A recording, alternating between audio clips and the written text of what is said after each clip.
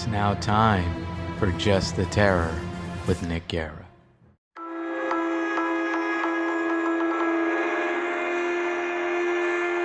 My life in a funeral home. I'm a female in my late 20s. My parents, a charming lesbian couple, own a funeral home and cemetery in a village on the outskirts of the Alaskan tundra. It was a small business that had been passed down from my mother, Agatha's father, who had inherited it from his father, and so on. Katie, my other mother, was terrified of the whole situation from the beginning. She was positive that someone would get possessed with us living so close to a field of corpses, her words. Over time, exactly 8 years after they moved there, she grew to respect the land as well as the tenants resting in peace there. I was born shortly after her change of heart, but she still limited my access to the cemetery. And while no one was ever possessed, we still had our fair share of terrifying experiences at our home and throughout the property. I went to a tiny schoolhouse every weekday from the time I could walk. Only 30 or so children lived in our town, so we were all educated in one room by a small group of teachers. Katie and her twin sister Gloria were two of the teachers. The three of us would walk to and from town every day, while Aga and her brother Cal took care of the property. It was a 20-minute trek, but on the occasional day without freezes, we got to take our bikes, and that was generally the highlight of my life. However, on this particular day in December, we had to walk. We were only at school until about 4 o'clock that afternoon, but the sun usually set around 3:30, so we were shrouded mostly in darkness by the time we got to the dirt road leading up to our property. I was about 6 or 7 at the time, and I still used my clumsiness as an excuse not to walk up the path muddied by the snow.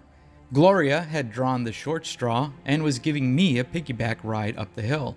I was resting my head against her back, staring at the cemetery that was beginning to come into view around the paper birches and spruce trees. It was a sprawling field filled with an odd assortment of mausoleums, colorful tombs of Inuit and the Russian Orthodox citizens. I was always entranced by the graves and tried to pick out the ones that I had yet to see. We were nearly to the house when I saw a figure standing in the far right corner of the cemetery. It was hard to discern their age or gender, but I could tell from the build that it wasn't Agatha or Cal. Visiting hours ended at sundown regardless of the date, so I immediately pointed the person out to Katie. Now, most of the finer details are recalled by my parents and older family members due to my young age throughout most of these events, but I can still clearly remember hearing Katie mutter, "Fuck," quietly under her breath. She helped me off of Gloria's back and ordered that I go inside to tell Cal to meet them in the field. Without hesitation, I suddenly found myself as sure-footed as a bunny on the icy ground and sprinted the last 20 yards or so up to the house. I swung the door open and went into the kitchen where I knew I'd find Aga and Cal and told my uncle to get the trespasser. Groaning, Cal finished his cup of coffee, which was probably spiked with whiskey, and stood from the table. Cal was a big guy, maybe about 6'8", with broad shoulders and what I call Fred Flintstone fists. Basically, he could knock someone out without much effort, and he did so time and time again. He was insanely protective of his sisters and all of the other women in his life, Glory and Katie included. The entire town respected him and feared him at the same time. He was a nice at-home security system. Naturally, I was thrilled with this tiny bit of excitement in my normally humdrum life.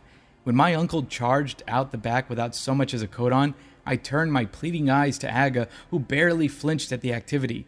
She stared back at me for only a moment before sighing and motioning to the rack by the door. I grabbed her parka and helped her put it on as we made our way outside. Knowing that her wife was going to be none too thrilled with my presence in the cemetery, Aga picked me up when we reached the cast iron fence that surrounded the property. We could see Cal's giant silhouette approaching the tiny ones of Katie and Glory. The stranger was still a good 100 yards or so from all of us. "Let's hide and watch," I whispered to Aga when I realized that Katie hadn't spotted us yet. For a moment, I thought my mother would shake her head and go to the others, but she surprised me by giving me a conspiring smile and ducking behind a mausoleum. "We can get to grandmother's grave if we're very quiet," she told me with a glint in her eye. She loved the graveyard and had spent her childhood playing in it while also learning about her ancestors and the people of her town. She wanted me to enjoy it as much as she did. We hurried from grave to grave, pausing only long enough to make sure that the others didn't see us. Katie, Gloria, and Cal were moving swiftly as well, but they were too busy eyeing the figure standing only about 20 feet from the large tomb that encased my great-grandmother, our destination. When we arrived at the tomb, Aga set me down and we crouched behind the rocks and wood that surrounded grandmother's altar. It was then that I began to feel nerves eat away at my gut. This was a stranger, I could tell. They were standing at the base of the mausoleum built to honor the infants who passed before being blessed by the tribe's shaman.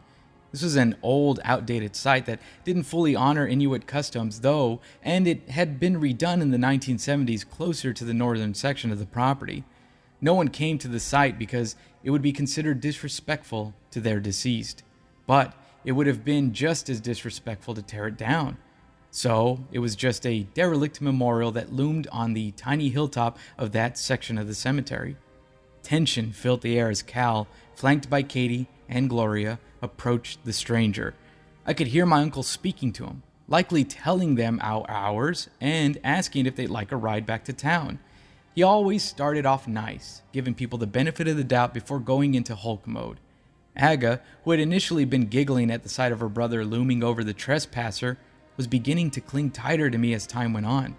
It took us a few minutes to realize that the person hadn't been responding to Cal, nor had they even looked his way. They just continued to stare at the area just above the mausoleum. Katie and Gloria were exchanging uneasy glances, and at one point Cal told them to go back to the house. They refused and stepped closer to his side. When words failed, Cal resorted to the physical approach. He later recalled that he could tell the person, an old man, was frail and that he didn't want to hurt him. But he wasn't listening, and if he was deaf, he'd have to get his attention somehow. My uncle placed a gentle hand on the gentleman's shoulder and immediately felt a wave of nausea overcome him. He hunched over, clutching his abdomen, and cried out. Aga ordered me to stay put before darting out behind the stones and over to her brother, who waved her and the other women off. He insisted that they go inside, but they were all frozen in place. The strange man still hadn't moved, so Katie yelled at him once more. She stepped around in front of him and waved a hand in his face. "You need to leave," I heard her command. "You can't be here after dark. It's not safe." The stranger finally said, "No, it's not." He lowered his eyes to smile at my mother. "Are you all right, dear?" He spoke so casually to her that she stood there in shock for a good moment. She looked back to Cal, who was on his knees at this point. While she was distracted, the man turned, headed towards the exit. When he was coming towards my hiding spot, I had every intention of getting up and running away, but I was frozen in place. It felt like my body was being held down by weights, and I was sinking into the earth. I whimpered and buried my face in my arms, praying to God and my great-grandmother for safety. The ice and leaves crunched in my ears, and I knew Aga realized my predicament and said something to the others because I could hear Katie shouting at her. Finally, summoning the courage, I looked up to see the man walking right by me. He didn't so much as look my way, but as he passed, he said, "Good night, Blue Eyes," in a dulcet whisper. Immediately, I relaxed and climbed to my feet. I watched him practically float out of the cemetery and towards the road. Katie came and got me, telling me that we had to take my uncle to the hospital. As it turns out, Cal had to go in for emergency surgery because his appendix ruptured. He's convinced that the old man somehow cursed him on contact. Even Aga, sweet but superstitious Aga, had her doubts about his claims. There was nothing malicious in Cal's approach to the man, so why would he have cursed him? This wasn't the last time we saw the strange man. We actually saw him 2 or 3 more times in the following weeks. He was always at the derelict infant mausoleum, staring up at the sky. He never spoke or bothered anyone, and from that point on, he always came while it was light out. I would sometimes sneak out and watch him from grandmother's grave.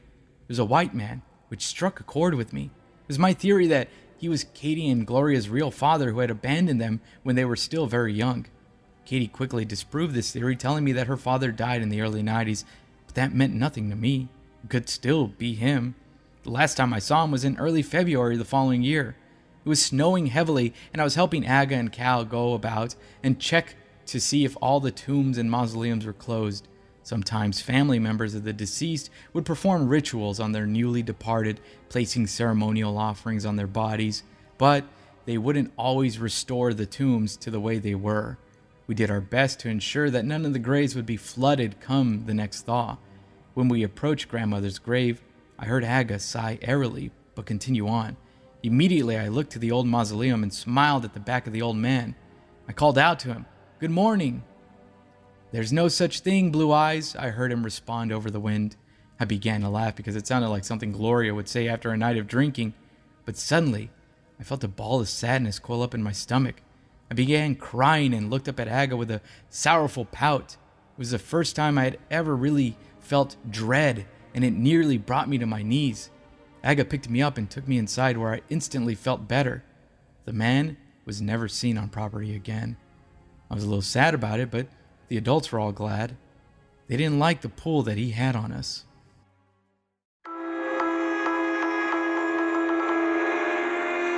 Part 2. The Man Who Cried Hurt Dog. This next story is from when my parents first began living together, but first, a little background. Katie grew up in a fairly large city just a few hours from our village.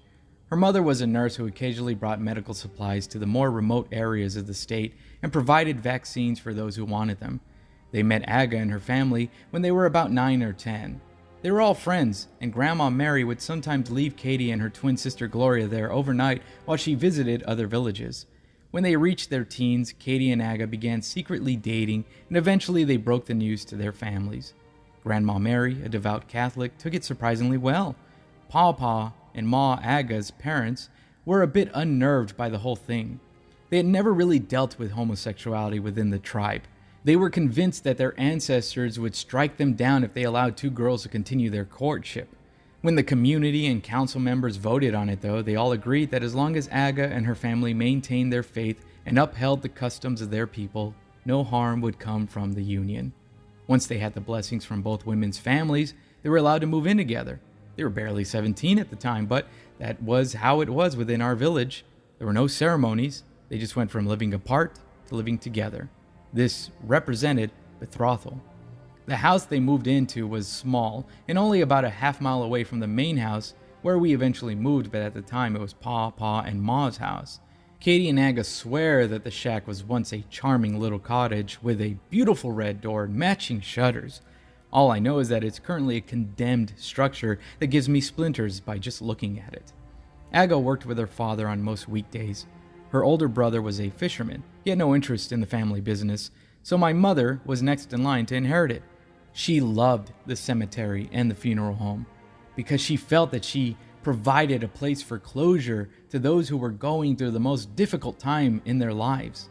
Sometimes she worked long hours, so Katie spent most of her time in the town teaching or at the house cleaning and cooking. At the time, she wasn't too put off with the cemetery in her backyard. It was a peaceful place, and she never really gave it a second thought. One afternoon, she was outside cleaning the windows. She had music playing from the radio inside, so she didn't hear the truck approaching on the dirt path until it was right behind her.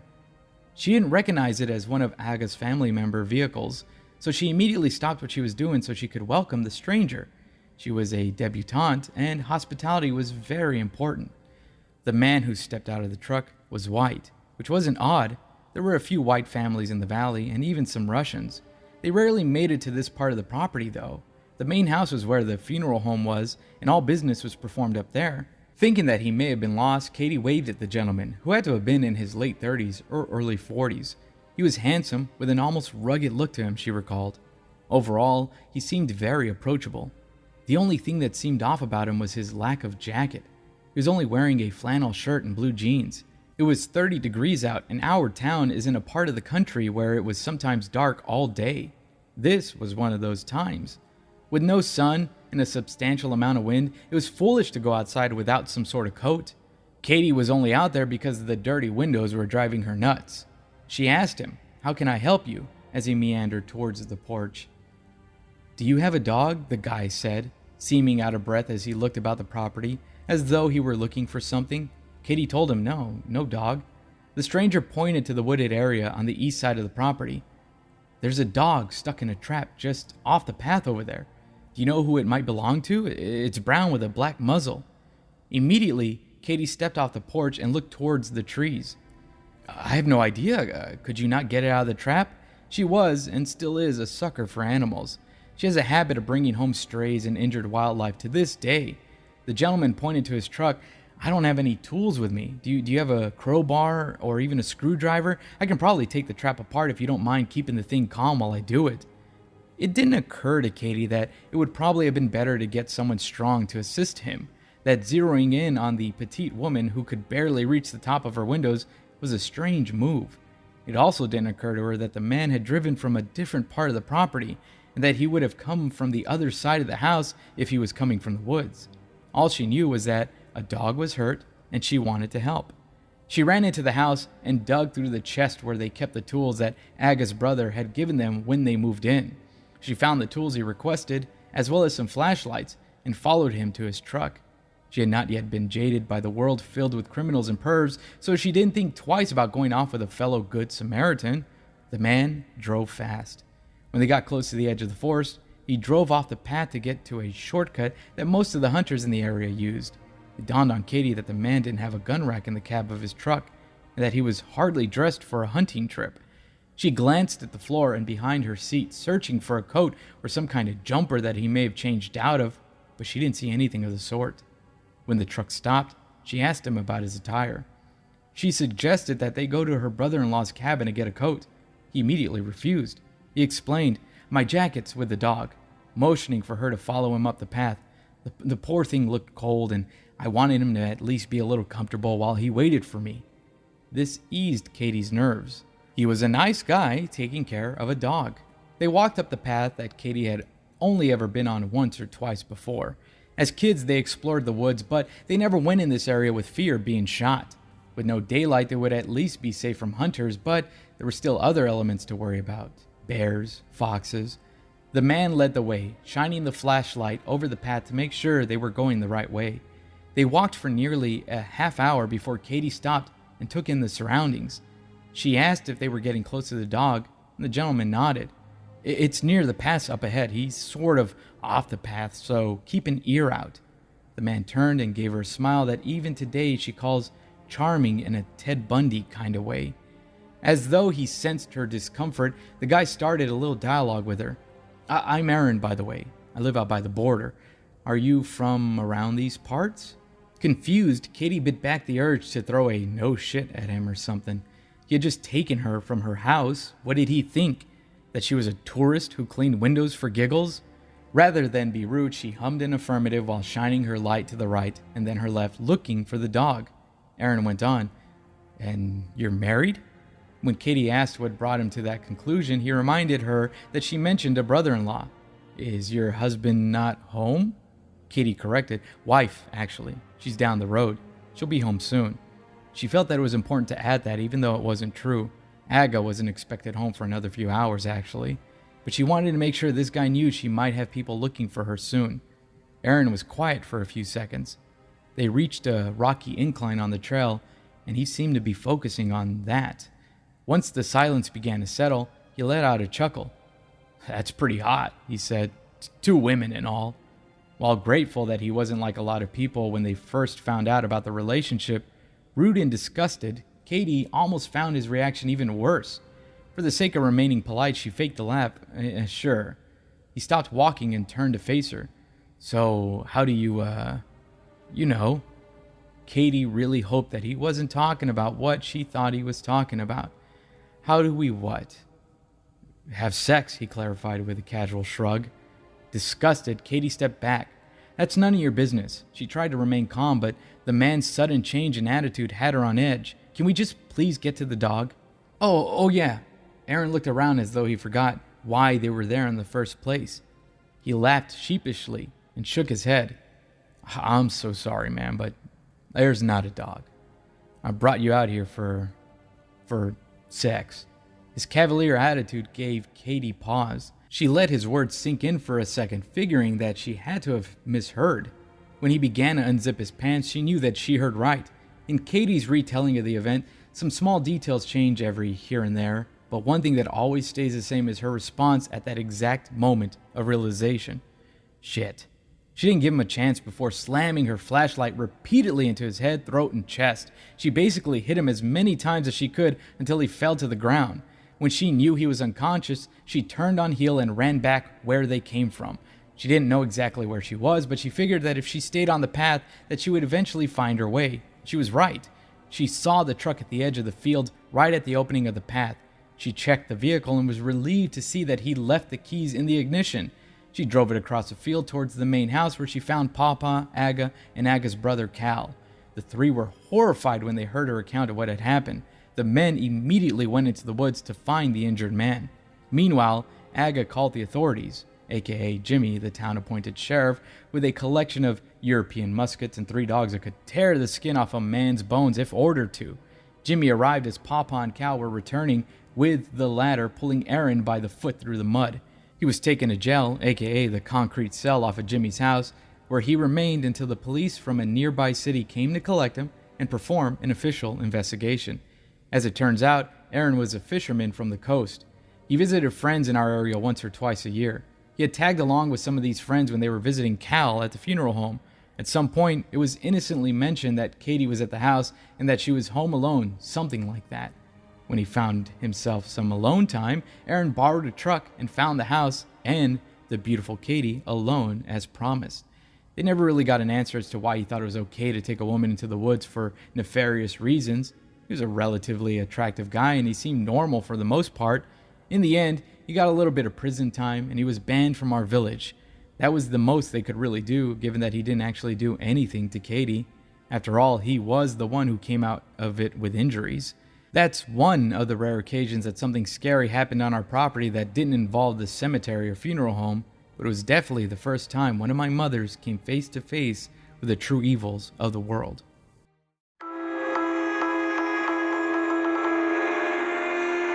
Part 3. The Beast That Possessed Him. When I was still a baby, my Aunt Dawn's friend Eddie came to work for us. He didn't have any qualifications other than being strong and willing to work around dead people, so he was hired. Eddie was a bit weird, and according to Aga, he had a super obvious crush on Dawn. Dawn, the sweet summer child, didn't think anything of it. She insisted that he was just a shy kid who didn't know how to talk to people, let alone girls. With her being the prettiest girl in her class, she took it upon herself to befriend the older teen. She was only about 15 when this all happened, and Eddie was 17. This event does not involve any kind of violence against my aunt, I just want to make that clear. This is simply the story of Eerie Eddie and his first day at the cemetery. Now, a little something about the property. It is an absolute treasure trove of eclectic tombs and mausoleums, but there are also dens and caves close to the woods where nature has been left alone. While there aren't really any animals that use these dwellings, we still leave the spaces be, so that they are there during blizzard season. On the morning that Eddie started, Katie found him taking a nap in one of these dens. He hadn't even been there an hour. A few hours later, he came inside and asked for a snack. Though he hadn't done much work, Katie made him a sandwich, and when he finished eating, she requested that he go into the funeral parlor and help Aga with inventory. He nodded and hurried into the doors that led to the parlor. When Aga came in less than 10 minutes later, Katie asked how Eddie was doing. Aga seemed confused, and when Katie told what she asked the kid to do, she said that he'd never come in. The two went looking for him, and they found him sleeping in one of those empty caskets in the showroom. Fed up and slightly concerned, my parents asked if he'd gotten enough sleep the night before and offered him the guest room for the rest of the day. He could finish his chores the next day if need be. Eddie apologized and declined their offer. He admitted, "It's just a hangover." His face was blank and voice monotone. "I'm okay now." With that, he got to work. He helped Aga with the rest of the inventory, repaired the bulldozer, and even repainted the front gate of the cemetery. He was a model employee by dinner time. Don made him some stew and brought it out to him. I had been a pill all afternoon, crying and screaming because of an earache, and my mothers didn't want to subject anyone outside of the family to the horror. A few minutes after she'd left, Dawn came back in to get Aga. She said she could hear Eddie screaming, but she couldn't find him. The two sisters went out, and sure enough, there was no peace to be found inside or outside that evening. They tracked Eddie's shouts to the cemetery, but that was the easy part. The graveyard was pretty big, and sound traveled funny there. Some places echoed, and in other parts the sound was muffled. Papa, my grandfather, always told me that the spirits were restless in the quieter places, and that's why sound didn't travel as much there. They needed a little extra peace until they found themselves. Eddie was probably pissing off a lot of spirits that day because he was practically shrieking. Aga and Don split up, first searching the dens where Katie had seen him that morning, and then spreading throughout the actual tombs. After nearly 20 minutes, Don called for Aga to come over to one of the covered plots near the fence. It was covered because there was to be a burial there the following day. They didn't dig too far normally, due to the ground almost always being frozen, but they still had to clear 3 or 4 feet to make room for the base of the tombs. My uncle Cal had dug the plot a few days earlier and was going to come over the next day to help Eddie set up the rest of the site. Eddie was lying inside the shallow hole, holding his mangled knee to his chest and screaming. Dawn was staring down at him, at a loss. She was small and couldn't help this big guy if he wasn't fully coherent. Aga was equally as stunned at first, but as soon as she saw the scratches on the kid's face, she assumed that this was some sort of animal attack. Climbing into the hole next to Eddie, Aga turned him onto his back so that she could fully examine him. But as soon as he was facing up, he began screaming about the sun, hurting his eyes, and started scratching at his face. Aga and Dawn tried to calm him, but that failed. Dawn ran to get Cal from the house. Cal was much bigger than Eddie and could easily overpower him if he needed to. When he arrived, he sent his sisters inside. He asked that they call the town doctor and inform him that he was bringing Eddie in immediately. They watched Cal load Eddie into the truck and speed off down the road towards town. It wasn't until early the next morning that they got any kind of answer as to what happened. Eddie was a babbling mess, speaking mostly in broken Inupiaq. When he finally strung together a proper sentence, he began describing a giant, hairless canine beast that attacked him when his back was turned. He said it bit into his shoulder and transformed him into a wolf. Cal, who is very superstitious, believes that Eddie was attacked by a kikiern, an Inuit version of the hellhound, only it looks like a supersized baby ferret with fangs. It has never been told that a kikiern's bite can mutate a human, but Eddie did in fact have what looked like a pretty nasty bite on his right shoulder. The doctor said it appeared to be a dog bite and it was super infected. Rabies wasn't really an issue in our neck of the woods, but Eddie was still quarantined and we steered clear of stray dogs for a while after the whole ordeal.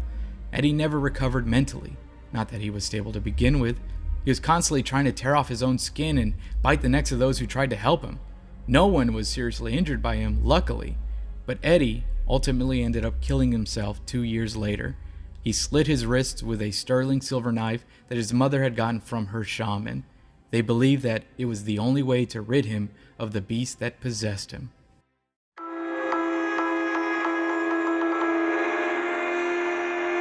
Part 4. A Desecration.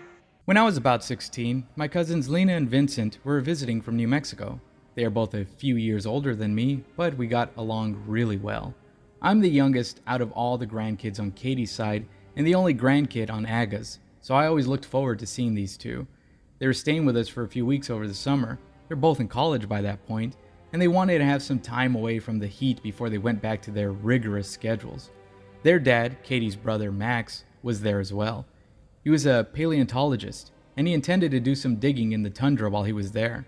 Around the second week of their stay, Katie and Gloria went with Max to his site, leaving Agatha to entertain us youngins. She was feeling a bit under the weather, so she requested that the three of us go out and do some of the maintenance she had been working on in the cemetery.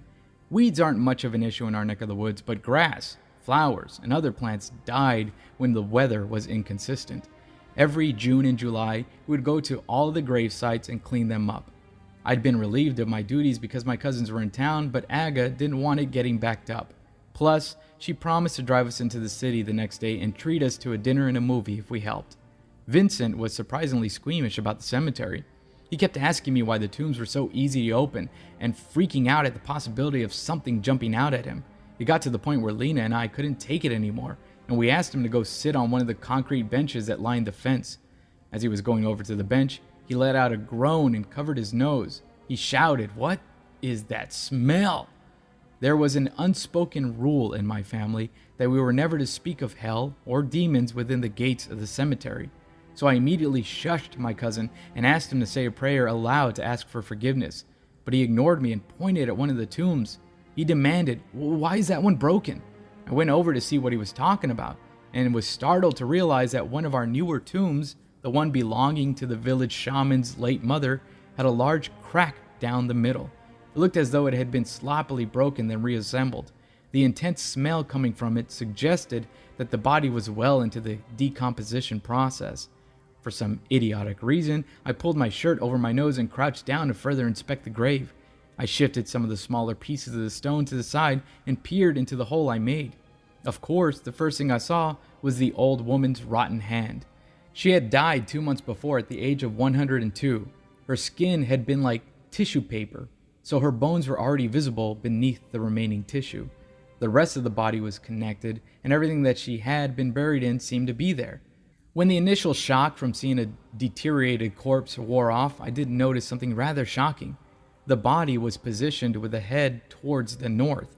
In Inuit culture, only men are buried with their head facing north. Females were buried facing the south because they get cold easily. We never would have mixed this up, and even if we had, many people come to view the body for days before it is finally laid to rest. Someone would have said something had she been positioned wrong. This realization is what truly sent me into panic mode. Someone came in and not only desecrated a grave, which is twisted no matter what your culture or belief system is, but they also rearranged the body in a way that could affect their spirit negatively. This woman could now be suffering in the land of souls. I ran inside without a word to my cousins. Aga would know what to do about this. She used to tell me stories of grave robbers from her childhood. These were fishermen from a town over, and their goal was to steal the jewelry and pelts our dead had been buried in. When I finally woke my mother from her NyQuil coma, she quickly put on her jacket and followed me outside to the vandalized grave. Vincent was standing just outside of the cemetery now, his face white as a sheet. He obviously hadn't told Lena about our discovery because there she was on the other side of the yard plucking dead flowers out of the ground. Aga yelled for her to come and take her brother inside. When Lena waltzed over to us, she noticed Vincent was shaking and taunted him in a high-pitched voice. "Oh, little buddy, did you see a ghost?" To which Vincent replied, "It was a damn body." Aga shoved him towards the house and demanded that he pray for forgiveness. She then asked Lena to call the police in the next city over. Matters such as this one had to be dealt with by higher authorities than the ones our town had to offer. Surprisingly, Aga allowed me to stay behind and help her examine it. I chalked this up to her being drunk on NyQuil. She was just as stunned with the state of the grave and the body inside. Her experience prior to this had been in greedy white men who wanted some quality ivory and labradorite jewelry. For some reason, that was easier to accept than someone deliberately dooming the spirits of those who were laid to rest. The police came, along with the shaman of the next village over.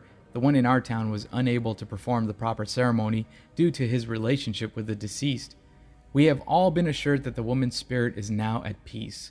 There were no suspects as to who desecrated the grave, and it never happened again, so the police didn't really follow up with us. My cousins refused to go into the cemetery after that.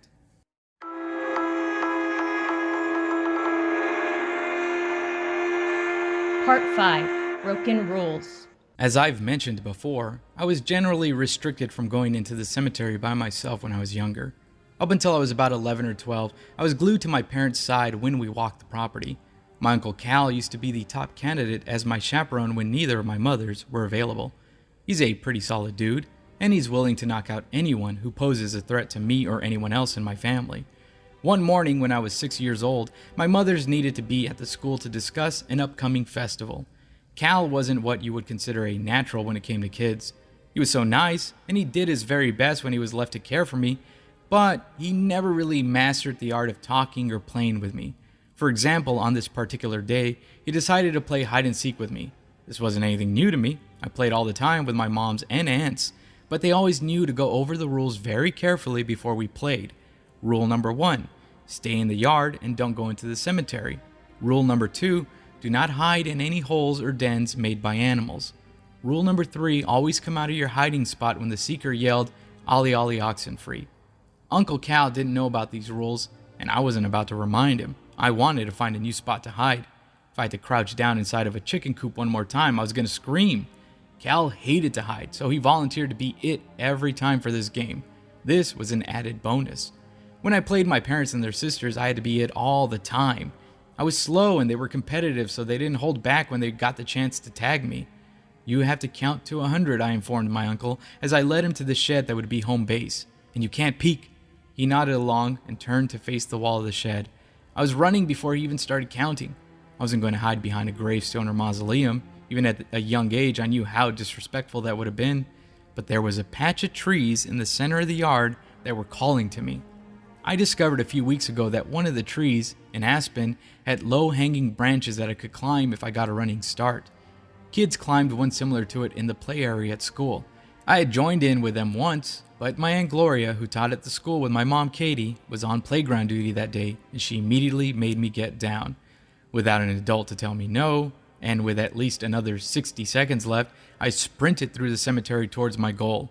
The tree, that I have since named Eulalie after the Edgar Allan Poe poem, welcomed me with yellowing leaves and white branches hanging down like arms outstretched for a hug. I didn't hesitate. In fact, I picked up speed and lunged as soon as I was within reach. With what I could only call pure luck, I was able to grab onto the lowest branch and pull myself up on the first try. I was only 5 or so feet off the ground, but I felt as though I had just climbed the Denali Peak. Knowing that I could still be seen in my bright blue jacket, I scrambled up a couple of more branches and positioned it so that I was behind a large cluster of leaves that had yet to fall. By the time I was fully situated, Cal was done counting and had been moving about the yard for a few minutes. He checked in the usual places that a 6-year-old may have hidden. Most of them were places that I frequented in hide-and-seeks of days past. A few places he looked in were ones that I had never thought of, but cataloged in my brain for the next time I played with my parents. I could see him quite easily from my little perch, and I was able to laugh at him without fear of being heard because he was nowhere near me. He was scratching his head and double-checking everywhere he previously looked before going into the house to search. At this point, I was getting sore, so I leaned back against the trunk of the tree and waited for him to come back out. The air was quiet, and I could hear the chirps of some birds nesting in the surrounding areas. If I hadn't been sitting on a narrow branch, sitting 20 feet above the ground, I would have allowed myself to drift off, but I stayed alert, hoping to see my uncle reappear soon.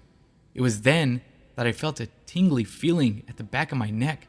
It wasn't unlike the sensation I got when my moms ran their fingers through my hair or rubbed my back.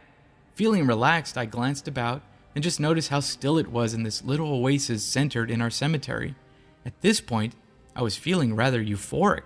Suddenly, I really wanted to find my moms. I had this overwhelming need to tell them that I loved them and give them hugs. I felt guilty for going into the cemetery and breaking their rules. I quickly began to climb out of the tree, and in the process, I ended up missing a branch somehow and falling to the ground from about 8 feet up. Later on, I would learn that I broke my wrist and thumb when I landed, but somehow I didn't feel the pain. I just had to get to my parents. In my delusional state, I decided that the best route to take to get to town was through the woods behind the cemetery, probably because I was closer to the woods than I was to the road at that point. But the forest was thick and full of traps that had been set by hunters and forgotten about. It was another place I was told to avoid. Luckily, I didn't run into any traps that day. There was a pretty clear path that had been made by my mother Aga and her siblings back when they were young, so I stuck to that. That was when things got hazy. At some point, the euphoric sensation turned into one of dread. I began to feel as though someone or something was chasing me. I remember crying and calling out for Cal to come find me. Eventually, I blacked out. When I woke up, I was lying in a pile of leaves and staring up at the night sky. Pain was flaring up my right arm and my feet stung. Climbing to my feet, I looked around and realized I was still in the woods. It took me a moment to get my bearings, but soon I figured out where I was. I had only been a few yards from the path and headed in the direction of the cemetery. My jacket was gone, as were my shoes and socks. I don't know what the hell happened there. My tiny feet were freezing and stung against the rocky ground. When I emerged from the forest into the cemetery, I could see red lights flashing up by my house, and I immediately knew who they were for. For a moment, I contemplated turning back and living my life in the woods. But I soldiered on, and by the time I was halfway across the graveyard, I could hear someone shouting out my name. It was my mother, Katie. She was the strict one with an Irish temper and a hand made for spanking. When I saw her coming, running through the cemetery gate, though, I immediately felt a rush of relief. I couldn't run, I was too sore, and I could only hold up my left arm, but I called out to her as hot tears streamed down my cheeks. She picked me up and hugged me close. She didn't yell at me for wandering off, nor did she scold me for not wearing a coat or shoes. She just asked me if I was all right and told me that she loved me. Even then, when the adrenaline was coursing through my veins, I was relieved that she was taking pity on me. I was way too drained to get a spanking. Katie took me to the house where a hysterical Aga was waiting with her sisters and my Aunt Gloria. I didn't get to stay home, though. Once they realized I'd been injured and out of the woods for nearly 12 hours, I was placed in the waiting ambulance and rushed to the town over for medical care. I was released the next day with a bright pink cast and an order to stay inside for at least 72 hours. The shaman visited us the next day. He was summoned by my grandfather after I told him about what led me into the woods. My parents stayed with me as I described the ordeal to the shaman. I told him about how happy I felt and how I had longed to be with my parents so much that I went into the woods that I feared more than any grave or mausoleum. After all was said and done, the shaman went out to the patch of trees I had been hiding in and began to bless them and burn sage and incense. He told my mothers that I could have been influenced by a spirit.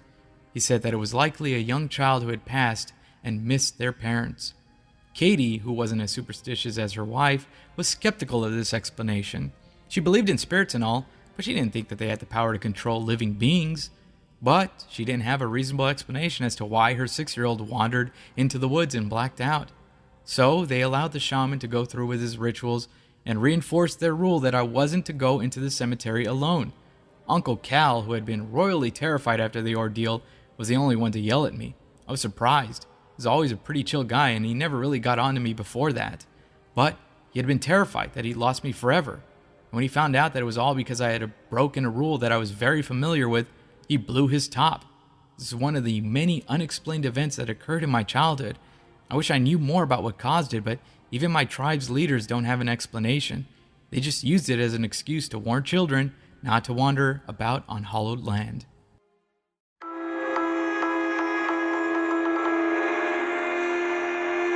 Part 6. A Shallow Burial. This happened right after Aga and Katie moved into the main house. Papa and Ma wanted to retire early so that they could do some traveling before they got too old, so they gave the business over to my mom when I was about 4. I don't remember any of this, but my parents and aunts recalled most of the details. A little context on our house. The funeral parlor is attached to the main floor. There is an external entrance to it from the side of the house and an internal entrance in our kitchen.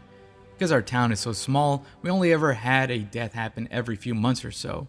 Our cemetery is the only one in the country for our particular tribe, so if someone from the tribe passes away in another city, all of their embalming and burial preparations are done before they are sent to us. We have a small room for embalming in our parlor, an office, a showroom, and a storage space. Cremation was an option for those who were not natives, but those were done off-site. Katie was still wary of the new home by this point, but she agreed to do all the clerical work in the office while Agatha and Charlie, her assistant at the time, did more of the hands-on stuff. I was only going to school on half-days, so on the afternoons where my aunts and uncles couldn't look after me, I was sequestered to the office with Katie. I didn't mind this. I just colored and watched movies on the tiny television that she kept in the corner. On this day, the two of us were waiting for my Aunt Gloria to pick us up for lunch when a group of people came into the parlor. It was an older woman with long gray curls flanked by 2 men, one about the same age as the lady and the other in his teens. They weren't Inuit by the looks of it. They weren't from our town, so Katie was a bit startled by their arrival. She asked them, "How may I help you?" as she came out of the office. She was hungry and had a cranky kid begging to get out of the stuffy house, so she had to force herself to be friendly. The woman said, "We have someone we'd like to bury." She said it so casually that Katie had to ask her to repeat herself. "My boy," the man spoke this time. "He needs to be buried."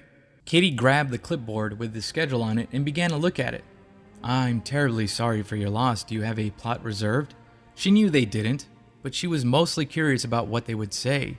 Our cemetery isn't necessarily exclusive, but it was kind of an unspoken rule that we didn't just bury anyone there. It was a place for people of our tribe mostly, but a lot of Russian Orthodox families had sections within the gates as well.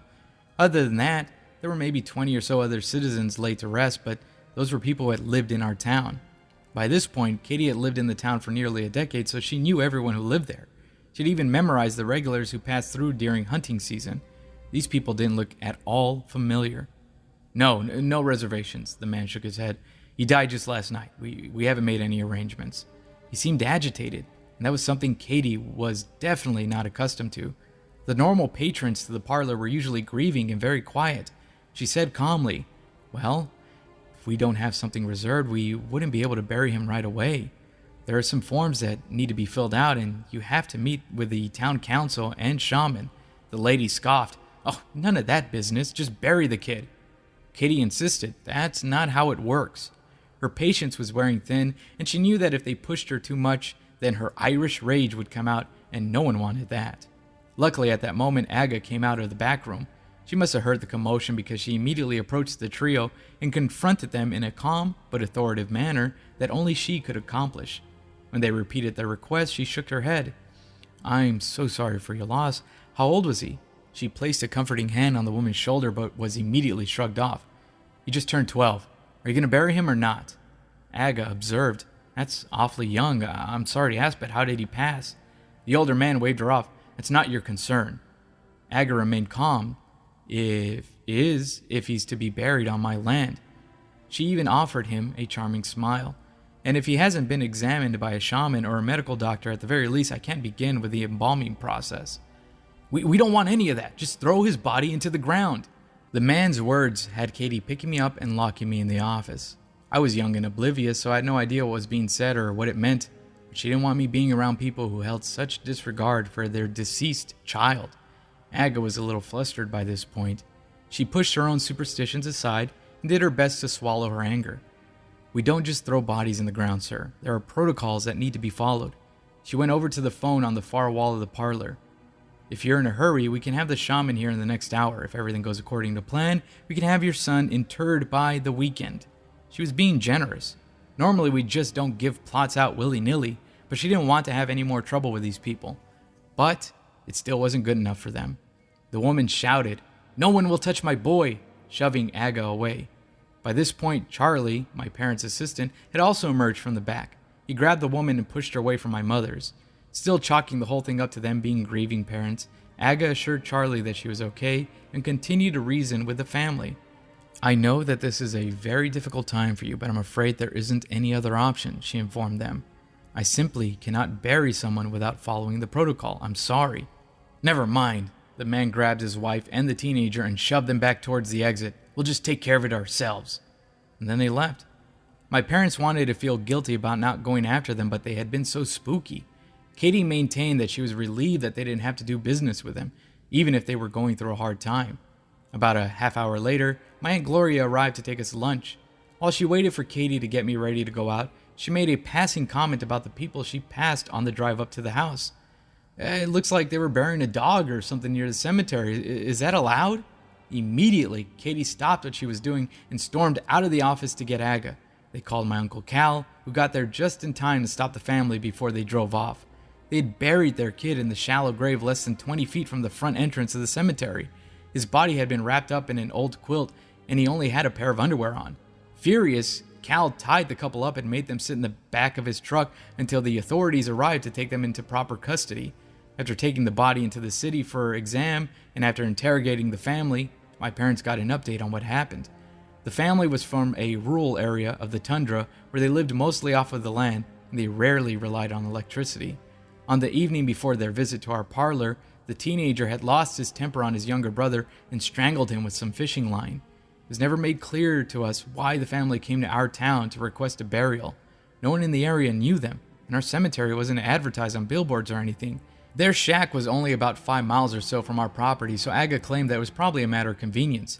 If they buried him on the actual tundra, they would have run the risk of his body being dug up by animals.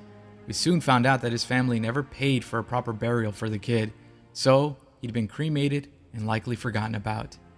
Aga had a small headstone made and placed in the spot where they had tried to bury him on our property.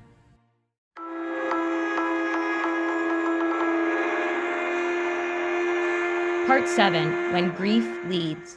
Around the time of my 9th birthday, I was stuck working with my mothers, Katie and Aga, in the parlor. I didn't have to actually work with the deceased, but my parents realized that I was unlike a comfort pet when it came to the town locals. They all loved the little mixed girl who lived with the lesbians on the hill. So when a grieving family came in, Aga would pull me out of the office and sit me down next to the woman while she went over details with the men. I didn't really mind it.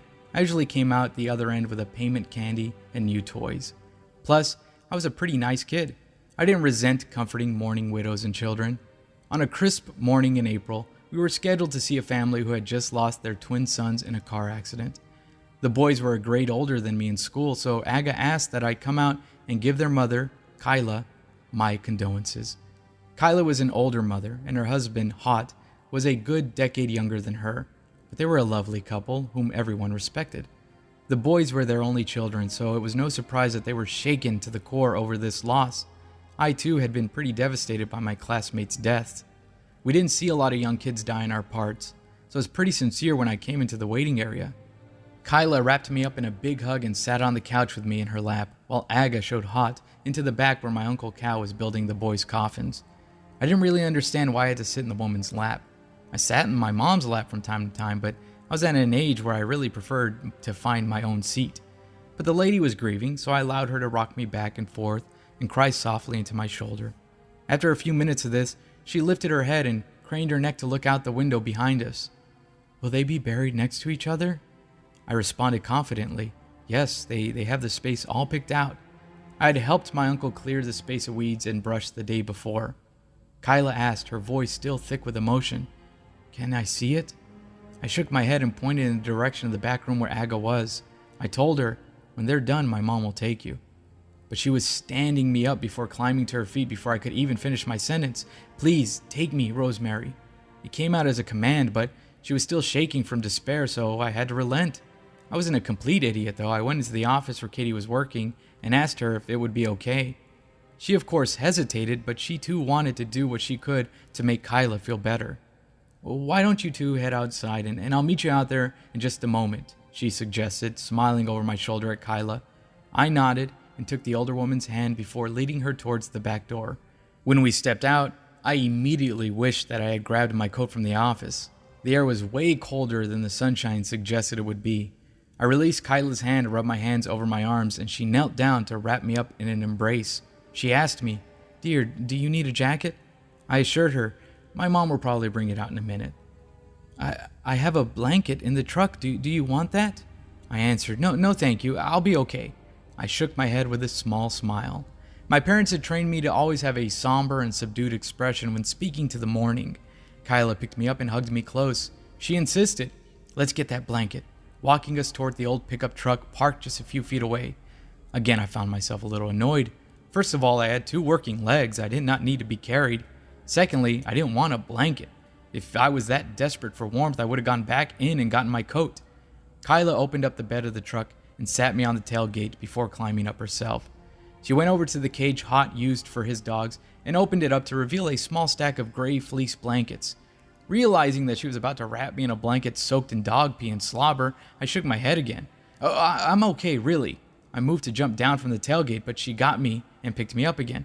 "Don't argue with me, sweetheart. It's for your own good." She practically swaddled me in the stinky material and held me close. "Now, are you ready for bed?" Before I could ask her what she meant, she tossed me forcefully into the cage and closed the door.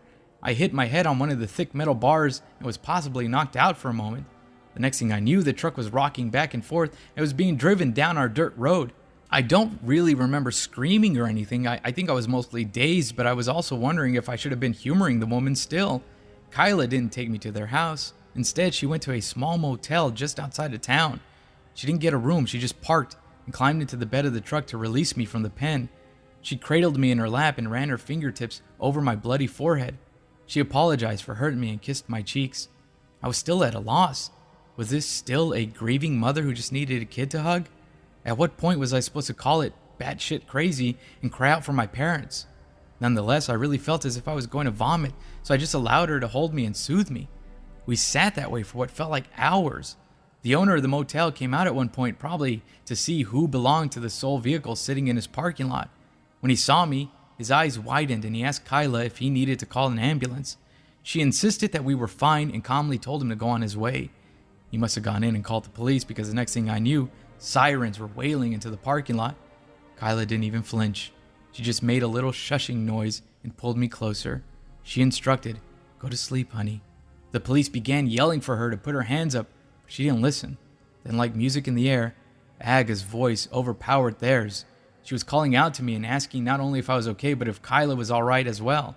I sat up and begged for my mother to come and get me. I couldn't be polite anymore. There weren't enough toys in the world to make this whole experience worth it. Aga threw open the bed of the truck and pulled me out of Kyla's arms before the police could even finish telling her to step away from the vehicle. She continued to ignore them as she scolded Kyla for taking me and injuring me in the process. But then she went on to comfort her and tell her that her boys were ready for their ceremonies and that she could view them at any time. She didn't yell. She didn't press charges. She didn't hate the woman for what she did. She still maintains that Kyla was acting out of grief and that she couldn't be blamed for being human. I don't necessarily disagree, but I was still mad that she wrapped me in the dog blanket.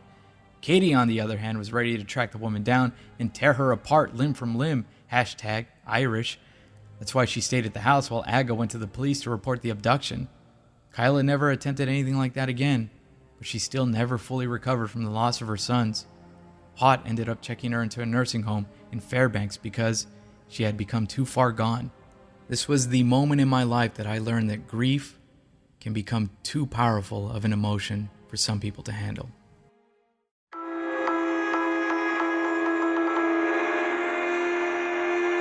Part 8. Their Cursed Agenda. I've been getting a lot of stories from my moms and other family members.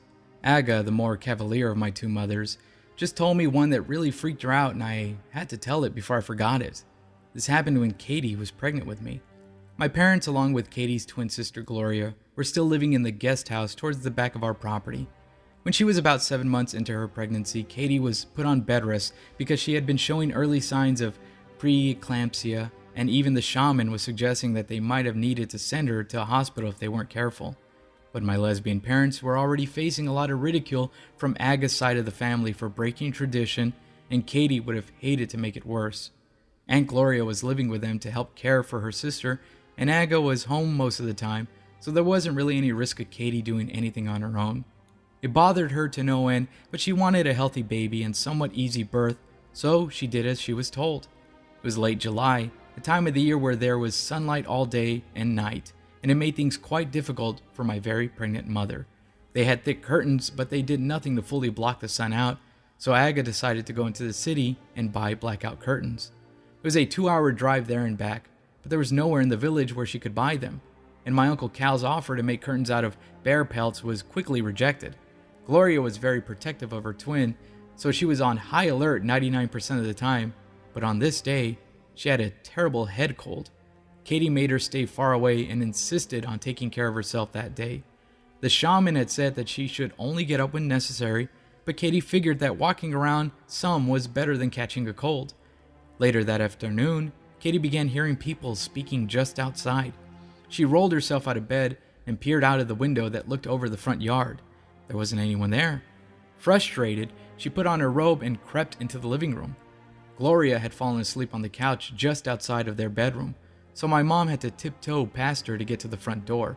She had been abducted from their house before, so she was very cautious as she opened the door and looked around. The voices were louder, and now she could hear some sort of soft music playing.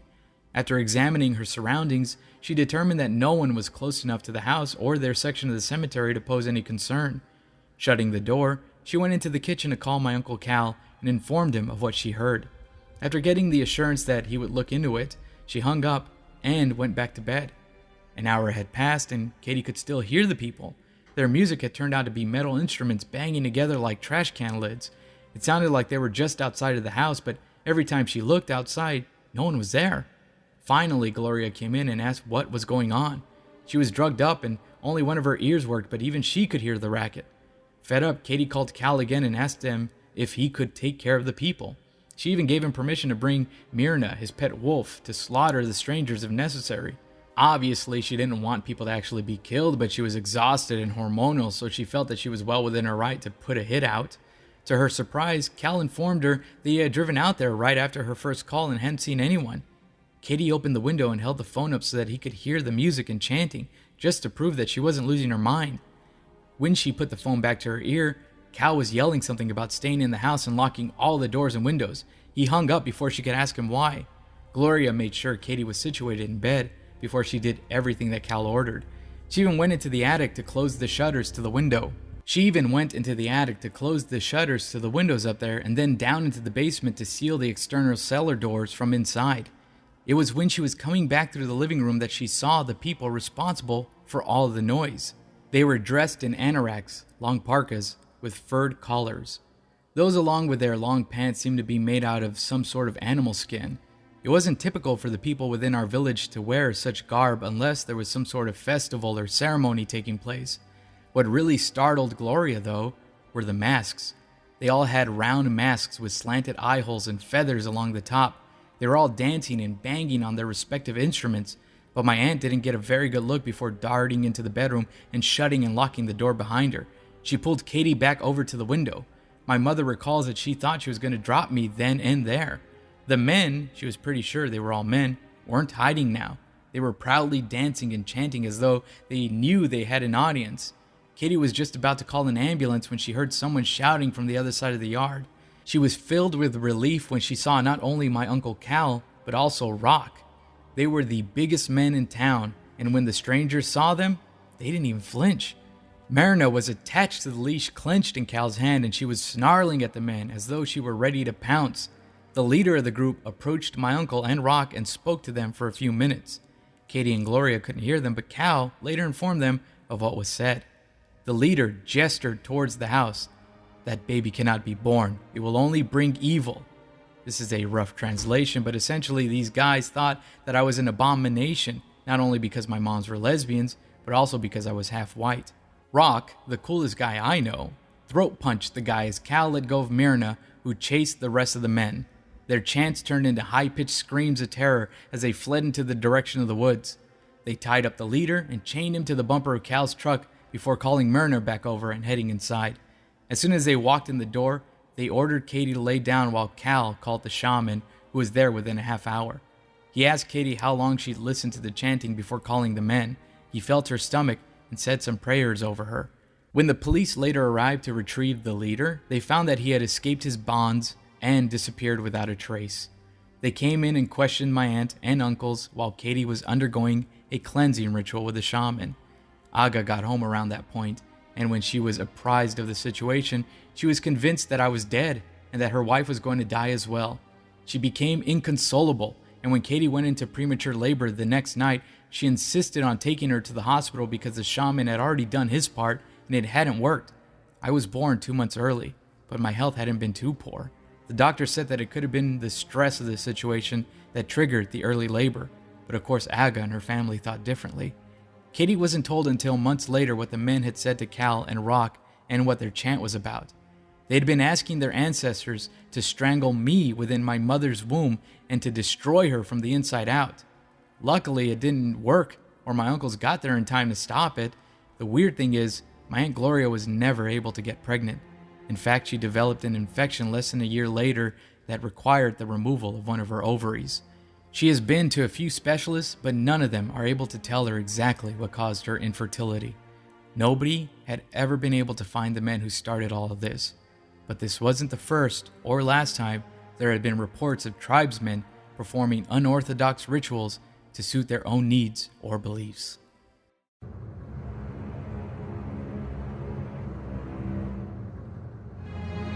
Thank you for listening to Just the Terror with Nick Guerra. Make sure to check out True Scary Stories with Edie on Tuesdays. Give it 5 stars. And stay scared, uglies.